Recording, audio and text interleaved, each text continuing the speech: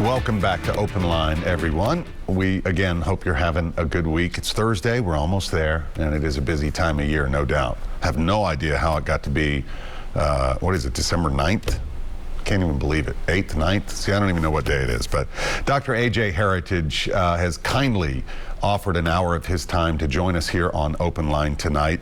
A psychology, assistant professor of psychology at Lipscomb, also in private practice in a number of different areas. I should also point out, A.J., you've done research, obviously, exploring the relationships between psychopathic personality traits, impulsivity, reward seeking, how people pay attention to and remember emotional information, which is great. I want to get into that reward seeking a little bit later on as we dive a little further into this. But, you know, some of the stories we were talking about, some of them just kind of, you shake your head and say, why? It seems so random that someone will commit a violent act of crime against just a stranger. There are a seemingly increase in road rage incidents. I've got a number of articles here about road rage. You know, overall, it's kind of on the rise. Let's go to the road rage thing. How do we even explain that? Well, there's a lot of things that go into road rage, and you know, one of the things is that people who end up becoming really angry as they're driving often are people who are more impulsive and more prone to anger just generally, right? But other things can trigger as well, just life stress.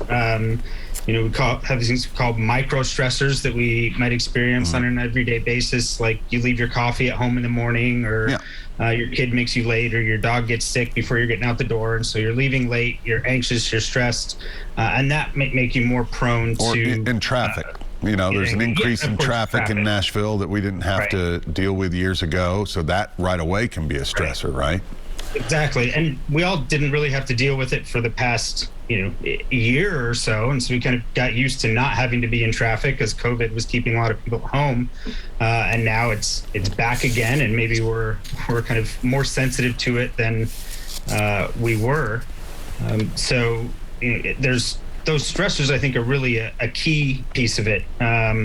But substances, alcohol, and drugs also often play a role in road rage. And kind of how we interpret other people's behavior plays a role as well. Right, and we never know, driving down the road, who's driving other cars, where they are emotionally, and there's a great takeaway that I learned in a defensive driving class, which I'll admit I had to take because I got a speeding ticket. It's like 15, 20 years ago.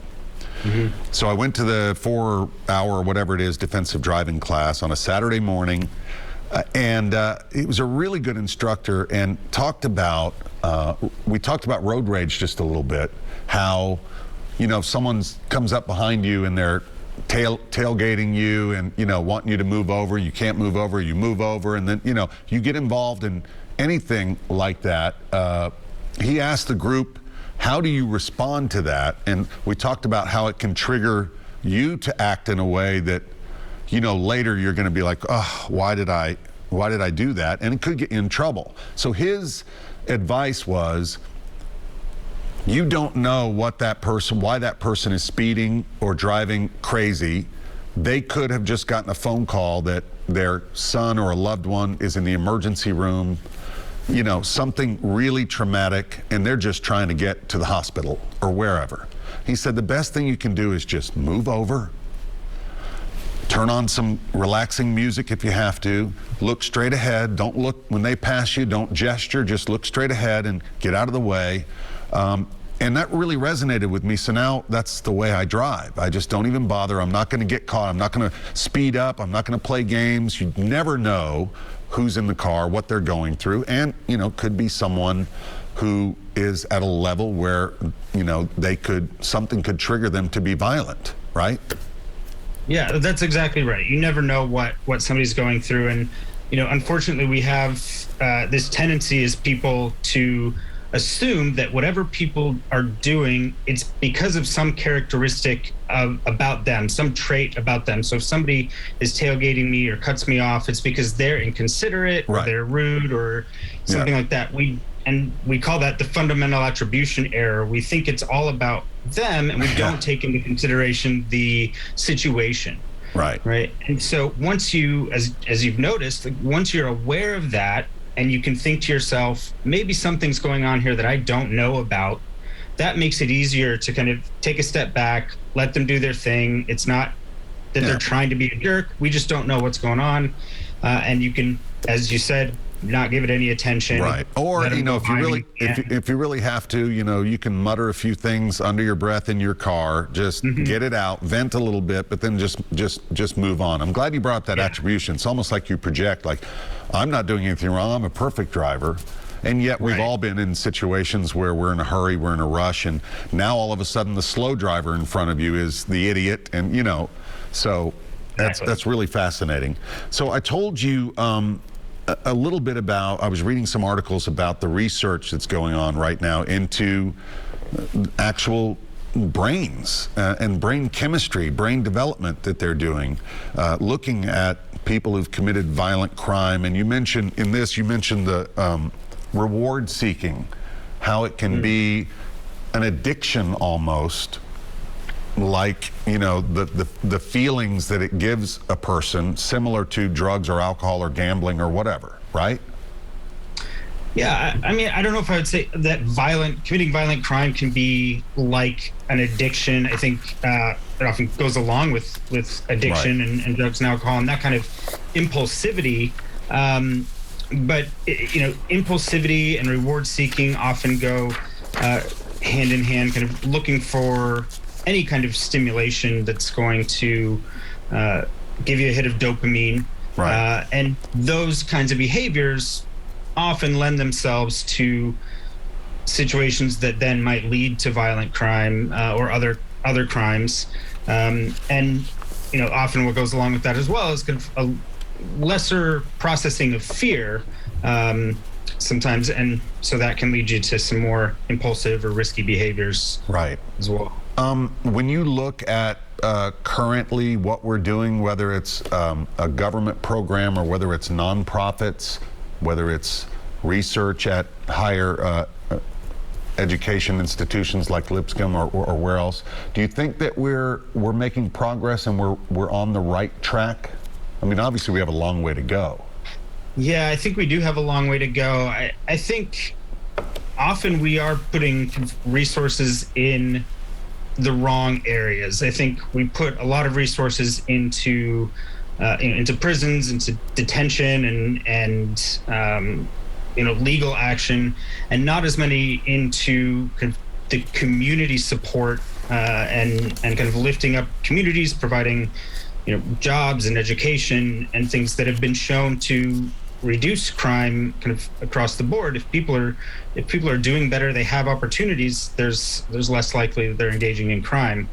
And so I think directing some more resources in those areas may take longer to see an effect, but I think it's going to be a larger one. And is it harder for people in charge, whether it's politicians or other leaders, to think that way? You kind of think proactively instead of reactively, to step back and look at the bigger picture, or is it just intimidating because you realize, wow, this is systemic, it's not just about this specific crime or this specific person, but we got to really pull back and look at the whole community, like you said, economics, socioeconomics, on and on. Yeah, I think it's both. I think it is intimidating to try and take on those problems and may not know even where to start. And I think it is harder to think proactively.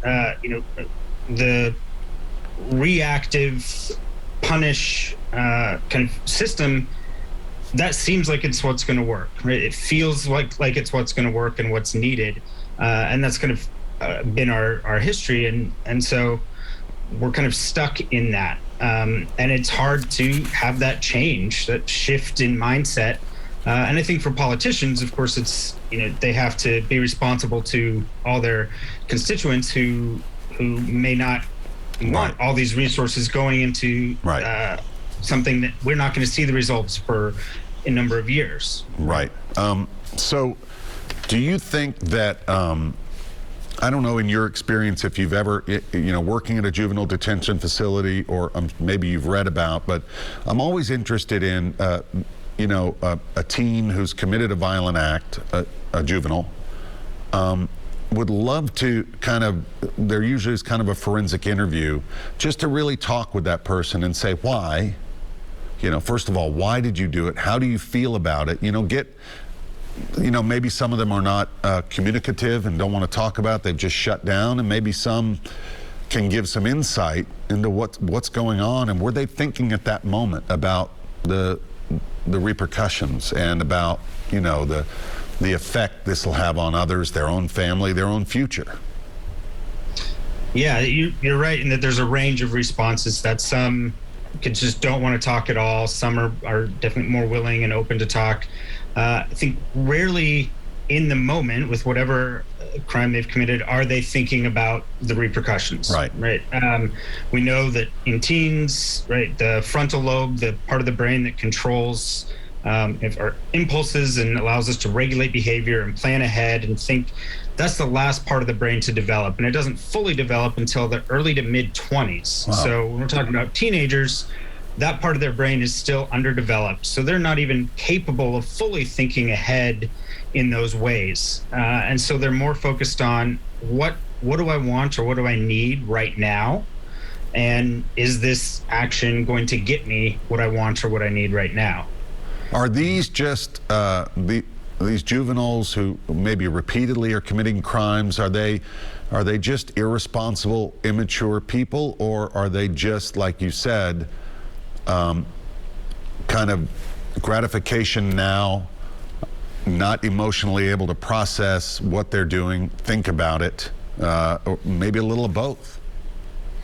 Well, I think those go hand in hand. I think being immature and irresponsible goes along with the brain's not fully developed, not able to fully plan ahead and think through the full consequences of their actions, right? And then they're also, as I said before, likely responding off kind of learned responses due to trauma that are influencing that. And there's so much going on in their mind and the emotional parts of their brain that the planning parts of their brain can't handle.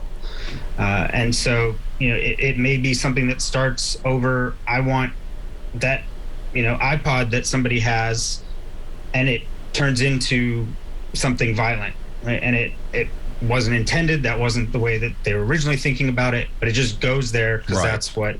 And do you think that kind of aggressive behavior and that like instant, I want that, I'm going to get it, can kind of be reinforced with these feelings of kind of power, like, hey, look at me, I just commit, I'm going to do it again. Yeah, well, it often is. Those kinds of behaviors often are successful, especially they often probably start out with smaller behaviors, taking small things, doing, pushing someone to get, what they want, and then they get it. And it gets reinforced because it's successful, and therefore they keep doing it, right? If it works, they're going to keep doing it. Wow. All right, we're going to talk some more. We're going to take another break with Dr. Heritage. Stay with us. Be right back.